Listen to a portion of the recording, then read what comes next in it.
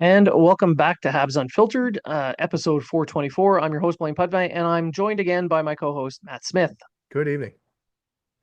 This is an episode where we're going to have just one topic and only one topic. It's all about some very random, very average hockey player.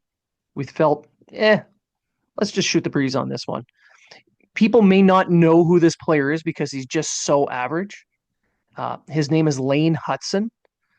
He's a defenseman, but he's short. So he's not that good. He's just average. He's Or at very least that's what short. people keep telling us. He's very, very short. Clearly, I clearly mean, not that clearly not that good of a player. so obviously, we're going to be going into uh, him being underrated heavily. And somehow, uh, the Athletic put him out on their list as the 39th best player who's under 23, which, fine, you have your own way of ranking things and doing it up, but that doesn't mean people can't question it. And I have serious questions. Right. Just like every other person who has ever watched this kid play. Time to break that down. Yeah. So we'll talk about that a little bit, but we were talking a little bit about it off air before we started, and you noted something of that list that I noticed just didn't really work. Where the hell is Fowler? Not on the list. Not on the list, really. Yeah. So this is Yeah, before we get too heavy into Hudson, yeah. this is a guy that's Fowler.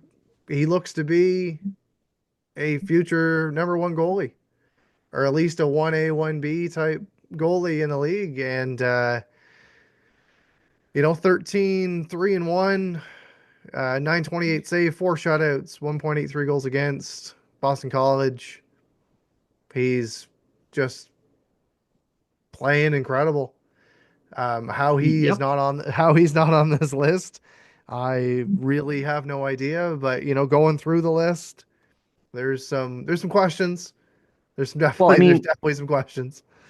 not seeing Fowler on the list, I mean, I understand. I was more worried that someone as elite as Marcus Gidloff would not be on that list. Right. Do you know who that is? I've heard of him. Most people would have to Google that. And I mean, yeah, he's a huge goalie, but my God, he's no. Anyway, so that's just one um, odd aspect of this whole thing. Um, there's so many little, you're wondering. Like Macklin Celebrini is the greatest under 23 player. Really? Better than Bedard? Better than Stutzel? Mm. I mean, maybe you're putting more weight on certain things that others aren't. Right. That's fine. Like we're talking like, one, two, three, sure. But the one that really, really killed me, and it hurts me because it's a Toronto Maple Leaf. Matthew Knies, however you want to Matthew pronounce it. Nice. Okay. Yeah, however it falls, it's going to fall in the spring. Um, Somehow he is about 8 to 15 places behind uh, Shane Wright. Right. Like, what the hell? Yeah, Matthew Nice is Nyes is on a top 32nd. line. Yeah, he's 32nd on the list, Yeah. and Shane Wright's 26. So Nyes is on the top line for Toronto. And yeah, he's not putting up a ton of points like you would expect someone on that top line. But here's the thing, he's the guy that does all the heavy lifting on that line. He's the one that gets the pucks. He's the one that sets up the plays. He's the one that does a lot of the defensive dirty work. He is the backbone of that line that lets them just kind of coast, do their Right. thing. Somehow, this guy, who I honestly think is much better, is below Shane Wright. Like it's Right. enough to make me stare at the list. Just give it a stare down, as if it insulted me and it's sitting at a table, directly below me as I stand there, Yeah. Well, I'll throw like again, like Shane Wright. not a huge Leafs fan, of course, but No, Nyes would be fourth on the team in scoring right now, and he'd be second in goals if he was on the Canadiens. yeah, Right. and it's So, not just about goals and assists. It's about the impact a player has on a team. right. And to me, the impact that Nyes is having and will have on that team for years to come is outstripping Shane Wright by Right. leaps and bounds. Because don't get me wrong, it's not a knock on any player on this list. Everybody on this list They is a deserve to be very good there. hockey Yep. player. Yep. The thing But is, I don't think Wright's going to be anything better than a second line centerman. right. Whereas Nyes is he is a top line power forward. Right. I'll throw out a What's harder to couple. get? I'll throw out a couple right now. Okay. So Beckett Seneca is at 21. Yeah. Beckett Seneca couldn't make Team Canada's junior team, and we saw how that worked out for them. Although And in that's the not defense of this, that's I'm not doing a slight on Seneca. He deserved to be on that team. Carter yeah, Yakimchuk is 28th on the list. Couldn't make Canada's junior team. Um, Nate Danielson, 36. 37 is Zane Parekh. All of them didn't make Canada's junior team. Oh, and then there's a guy there at 39. uh, must be super average because Yeah, he's in Lane tier Hutson. five. Lane Hutson, who is currently sixth in points among NHL defensemen, 43 games in, 45 games into his career. And he is, according to this, in tier five. They are middle of the lineup players. Yeah, Middle of the lineup players. right. Now, not not to really get into it too much, but we will. Hmm. Um, no one really expected Lane Hutson to have this impact this fast. This is something that people have been expecting out of him, you know, minus his detractors, but the ones that have scouted him and watched him and spoken to him and understand that having grown up his entire hockey life as the smallest player, he's had to adjust at every level and he's dominated after a bit. But Yes. to do it this quickly wasn't expected. But No. he is doing it. Well, like we were calling for around like we were calling at the start of the season. Give this guy if you're gonna play him, you're gonna give him the minutes. Don't protect this guy. Don't shield him. Don't do the hell time management shit that we were talked about earlier on the season. Everything. If you're Yeah. gonna let him go, if he's gonna make the NHL team, let him go, let him make his mistakes. And you saw that within the first, say, 20 games of the season. He made some defensive mistakes. He was maybe a little bit overwhelmed at times with the speed of the game, with some of the bigger players, etc. And he's really developed just over a span of 20 games. And now he's got 35 points in 43 games. He's at his last 20 or so games. He's a point a game player. He's quarterbacking the number one power play. He's making the players around him better. He's playing with confidence. He's playing better defensively. And for a guy that, again, I've said looks like a 14-year-old out there on the ice and is just this tiny little guy on the ice, he brings players out of there. He brings I'll even say he brings players off the bench when they watch him play, brings fans out of the stands when they watch him play, and for a guy that plays for the Canadiens did not start the season so well. He was on the ice for some goals against, and to only be a -4 for how much he plays, I'm impressed. Like he's second on the team amongst skaters, not counting goalies, but he's second on the team in total in average time on ice. Right. He's a top power play. Yep. Like and it wasn't just handed to him either. He had to earn He these he things. did. He did have to earn it. So I because wonder. they were seeing that when he was out there with the second unit, it was like, why is the second unit getting all these chances? And the Right, first isn't. right, and Emil Heineman, when he's out getting hit by cars, was like, "Hey, pass it to me," right, and He took that whole got to go forechecking thing a little too seriously there. right, exactly, Yeah. But no, like you look at the list though, and you think, okay, is this list based on skill? Is it based on role, impact?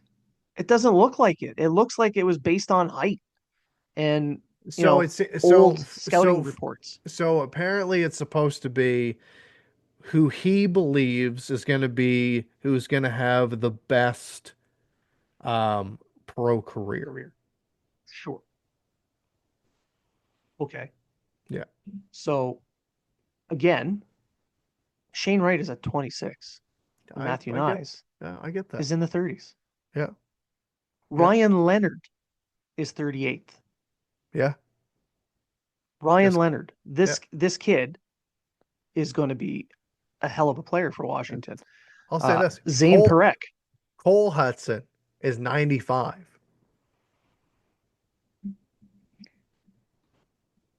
yeah, I'm gonna just scroll off to a random number here in before 95. Let's stop at say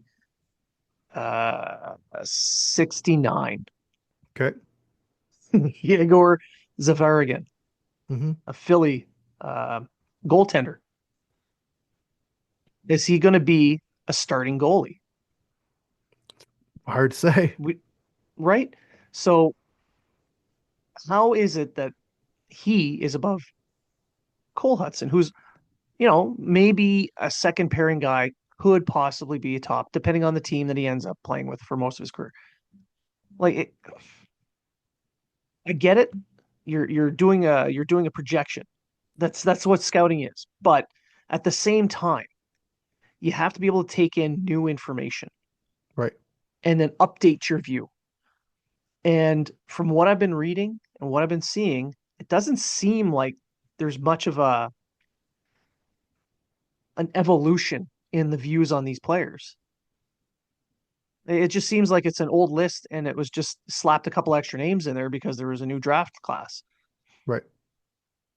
For those, Not necessarily crapping on exactly where all these players are or the right. necessarily the order they're in, but when you've got someone like Lane Hutson as a middle guy, like a possible second pairing guy, like you got to wonder, Yeah, I agree. really. Yeah. Even if he ends up playing on a second pairing, he's still eating 22 minutes. He's still got those all that power play time. Isn't that what, like Adam Fox and Quinn Hughes also did for a long period of time? Right. And aren't they good players? You like to hope so. Those Norris trophies kind of say yes. Yeah. And I mean, even PK Subban was a little taken aback. You read into this a little bit more and you look around, like he sees this kid as becoming something special, like very special, win a Norris trophy kind of special, way better than him special. And right now he's what 4 or 5 points ahead of the next player in the points total for rookies. I think he's at 40. I'd No, have he's at to, 35. yeah, He's at I'd have to, 35 and they're at 31 or something like that. yeah, I'd have to look into that, but So yeah, Macklin Celebrini, the very top of the list, and Matvey Michkov near the top of the list. And I'm not saying that they shouldn't be. I think they're both going to be excellent players.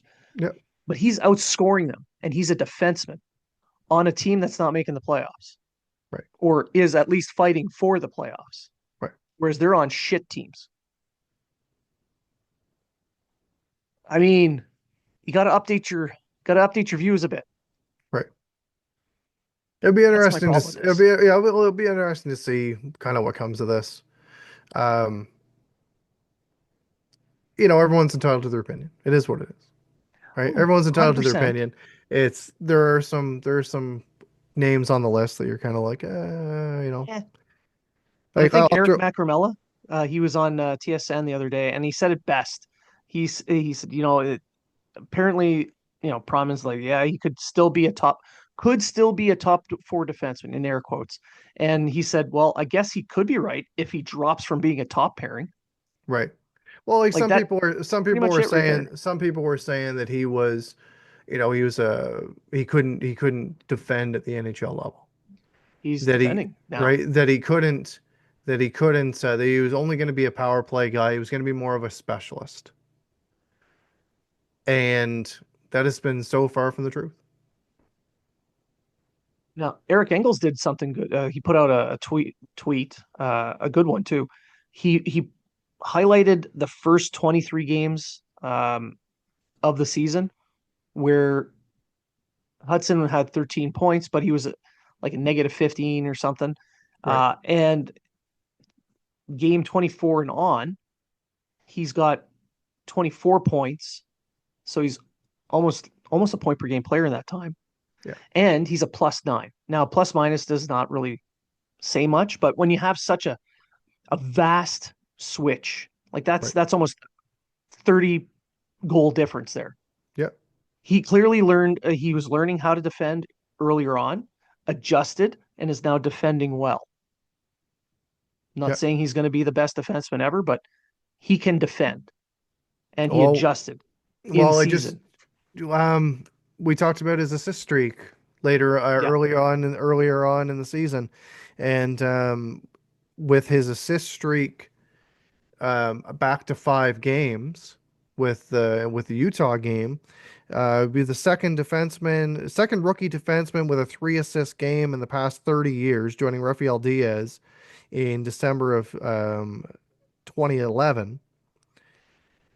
And he also became the first in Canadiens history to record multiple assist streaks of 5+ games in a single season. Well, And we're talking about a franchise that's had, the last time he did it was for 7 games. and this is on a franchise that's had some of the best defensemen to have ever lived, Yeah. and he's doing things they couldn't. I understand we're in a new era.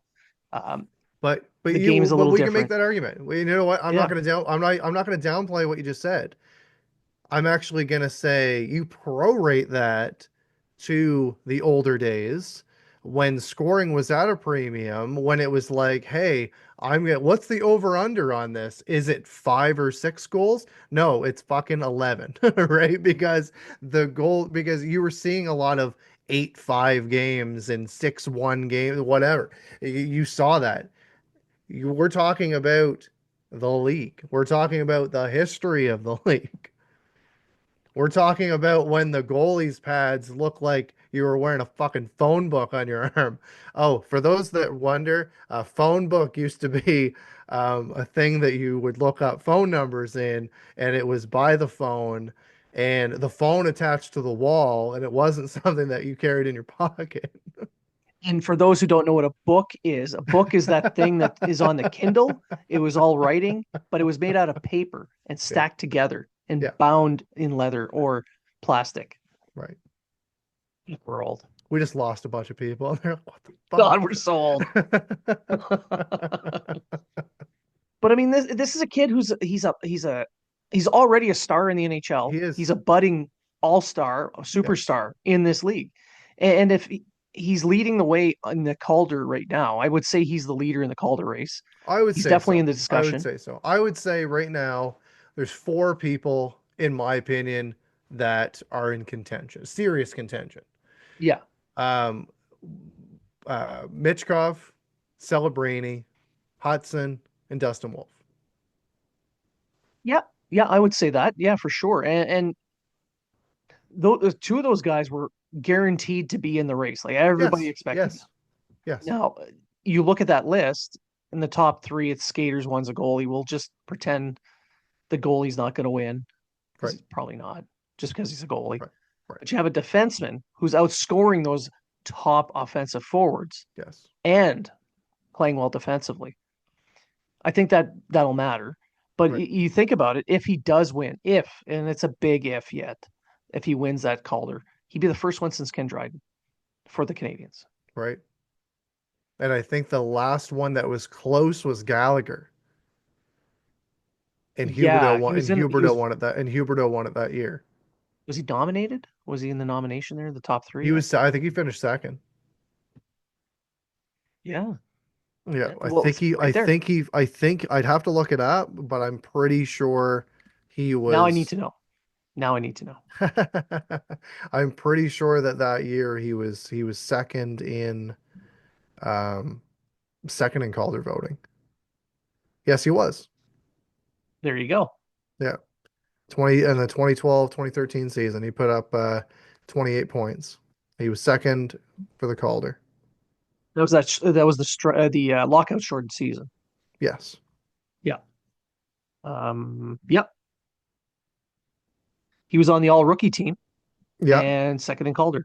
So yeah, but no one that wore a Habs jersey has won that trophy since '72 when Dryden did it after winning the Conn Smythe, I might add. right. Um, so that's got to say something. Like this kid is that good. I just think that he's not getting like it's hard to say because if the team was higher in the standings, people would be talking about him more. If the player was on a cup contender, they'd be talking about him more. But the fact that he's doing what he's doing in such a short period of time, No pun intended. no pun intended. And I'm just going to throw out a couple names that I'm not like that are close to the games played. Remember, he's sixth in scoring going into tonight's game among defensemen at 20 years old. Okay. And I'm going to say like guys that are close to points or the games played. So he's played 43 games, 3 goals, 32 assists, 35 points. Evan Bouchard, who's 25 years old, has played 44 games, 7 goals, 26 assists, 33 points. Most people see Evan Bouchard as other than say Kel McCarr, Quinn Hughes as one of the top offensive players. And obviously, you're playing with McDavid and Drysdale in the power play. Your numbers should be well the hell up in league standings. And yet they're Um, about on par. Adam Fox, who's got a lot of comparables with Lane Hutson, Yeah. 43 games, 2 goals, 31 assists, 33 points. He's 26 years old. Um, let's see another one that's close. Miguel Sergachev, 43 games, 8 goals, 21 assists, 29 points. And he's 26 years old. The other one that we'll say that is drawn comparables to Quinn Hughes. Quinn Hughes does have quite few more points, but if we're looking at what this player could possibly become, he's 5 years older and he's got 47 points in 39 games. And if you're going to compare the two, why don't we do that as their rookies, right? So uh, Hudson's on pace for about 70 points, and he's Right? going to be a plus player Yeah. on a team that's, let's be honest, they've been outscored. So the fact that, if they end up about even and he's still a plus player, that says Yeah. something about him being defensively responsible. Uh, Hughes's first season, his rookie season, he had 53 points, Yeah. which is an incredible rookie Yeah. season for a Yeah. defenseman, but he was a negative player. Yes. So could we then actually start to talk about Hutson being, being compared to Quinn Hughes at that point? I think so. At that age, yeah, I Yeah. would say so. And even Would it be we unreasonable to see him become like a 70 to 80 point defenseman at someday when the Canadians finally have guys like Demidov on the right, roster? right, and bring up the other another comparable. Adam Fox, his rookie year, he was 21 when he made his debut because he played in college, but he put up 42 points in 70 games. He was a plus 22 as well, though. And he walked onto a really good Rangers team. He did. He did. Um, so this brings me to something that was mulling around in the back of my head before.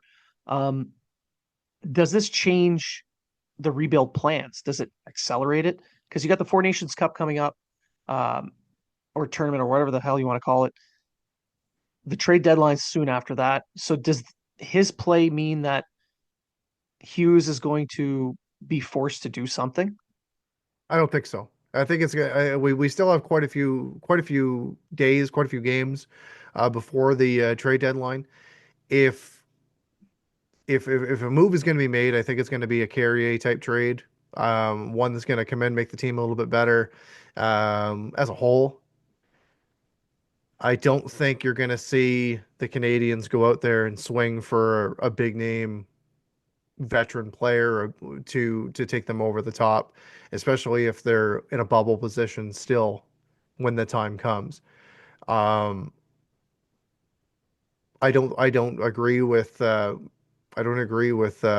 giving up the future right now. No, 100% no. They do have a lot of draft picks, and you draft picks can only do so much for you. You're only with all the draft picks they've made, and there's a lot of people right now that are looking at the Canadians and they're like, "Oh, you could have got Michael Misa or Porter Martone or Desnoyers or this guy or Schaefer if you just played bad and you continue to play bad." And it's like, well, after a while, your team has to make that jump forward, and you can draft you could hit the bullseye from first to seventh round. Not all those players are going to play for your organization. And we see guys that are late bloomers that other teams that are that they get traded or they don't get signed, and then all of a sudden now they're a star player, right? It doesn't happen often, but it does happen. You gotta keep So in mind too that not everyone can play on the roster. All exactly, these you picks, all only these prospects. yeah. So it's coming down to um, what are they going to do with a guy like Jake Evans? What are they going to do with Savard? What are they going to do with Dvorak? What are they going to do with Armia?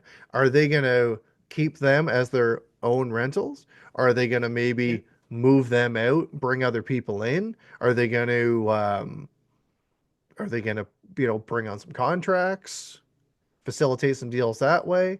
Are they going to take some of their draft picks and try to make the team better and make hockey trades, not necessarily rental trades? I got a question. Do you think that this his play means that we're watching the last stretch run with Mike Matheson in Montreal He's got one year left on his deal after this. after this? Yeah, at just under five.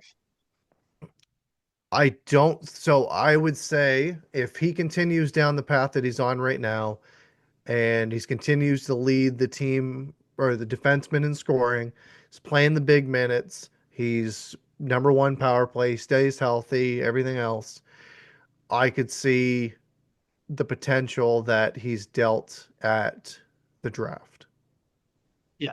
or before the Yeah. start of the season, and the Canadians use a little and use some of the money to bring in um, a right-handed shot defenseman. Or use some of those that massive list of prospects and picks and Right, maybe trade for that player or right. use Matheson plus some of that stuff Yes, to get the player to they're looking bring for. one in. Yeah, Yeah. Because honestly, I honestly think that Matheson's style of play, as good as he is, Hudson's doing that already right, for a tenth of the price for now. right, right, I right. think I think he's going to get a So, big payday here soon. and the way I'm looking at that is they both play similar style. Obviously, Yeah. Hudson has the vision, the IQ is just out of control. Um, but like a long term, he's not an ideal defensive partner. No, no. Hudson's going to need somebody to play with Yeah. to free him up to play the way he needs to play. Right. And right now, I see that as a established NHL veteran. I don't see it as a young guy at the moment. There's a lot of people are looking and they're like, well, in the future, David Reinbacher or Logan Yeah, Mailloux is going to be an ideal right-handed um, accompaniment to Lane Hutson. That's sure. not going to happen next year. That's not going Or to the year probably after, I happen don't the think. year after either. No. You're going to see you're going to see Mayu come in at some point. Sample size, he's looked okay. He's not quite ready yet. And Reinbacher, everyone remember, he's missed the entire season. So He is he's skating missed. now. So he's skating, but he's missed a year in development. Yeah. That's going to slow him So down. He's going so to take an so extra I year would after so this. so I would not expect him to come in next year, come into camp, and be ready to get into a top four position. No.